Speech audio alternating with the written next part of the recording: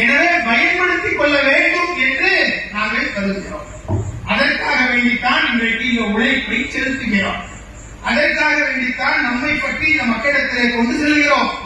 நாட்டுடைய ஆபத்தை இன்றைக்கு எடுத்துக்கொண்டு செல்வதற்கு.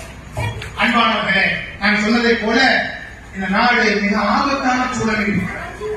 இந்த நாடு ஆபத்தான சூழல் இருக்குன்னா வெறுமனே வக்ஃபு பிரச்சனை போல, சிஏஏ என்பிஆர் போல, பொது சிவில் சட்டத்தை போல, குர்பானி தடை சட்டத்தை போல, மதமாற்ற தடை சட்டத்தை போல, நாடு முழுவதும் பம்பாய், பாகல்பூர், மீரட், சூரத், பத்தல், தலசேரி, கோயம்புத்தூர், பீவாண்டி, முசாஃபர் நகர் என்று சொல்லி நாடு முழுவதும் நடக்கிற கலவரங்களால் மட்டும் நான் இதை சொல்லவில்லை.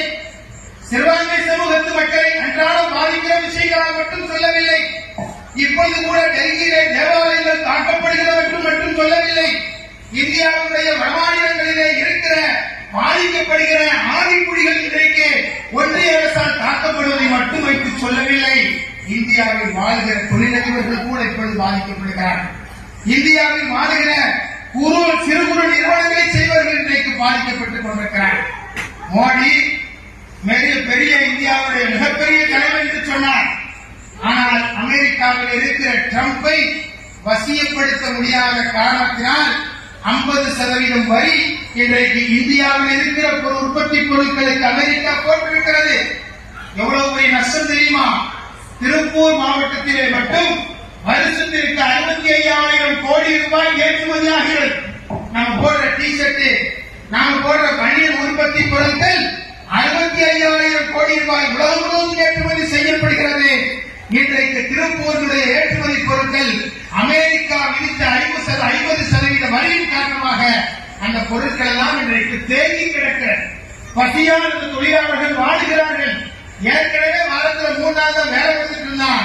ஆனால் இன்னைக்கு இந்த வரி உயர்வின் காரணமாக அந்த வேலையும் கூட கொடுக்க முடியவில்லை. திருப்பூரோடு மட்டுமா முடிந்து போய்விட்டது.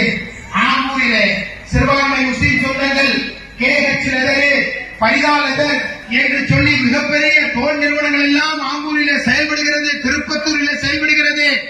கோடான கோடி ரூபாய் அந்த தோல் பொருட்கள் உலகம் முழுவதும் ஏற்றுமதி செய்யப்படுகிறது. அங்கே அமெரிக்காவுடைய வரி விதிப்பினால் அந்த தோல் பொருட்கள் எல்லாம் இன்றைக்கு ஏற்றுமதி செய்ய முடியாமல் இன்றைக்கு தேங்கி கிடக்கிறது. எனது பக்கத்து மாவட்டம் தூத்துக்குடியிலே 500 கோடி ரூபாய்க்கான கடல் பொருட்கள், அதாவது இறால் போன்ற கடல் உணவுப் பொருட்கள் 500 கோடி ரூபாய் உணவுப் பொருட்கள் திருப்பி அனுப்பப்பட்டிருக்கிறது. அமெரிக்காவுக்கு போயிட்டு இருக்கிற வழியிலே இந்த செய்தி தெரிந்து கப்பல் அப்படியே திரும்ப வந்திருக்கிறது.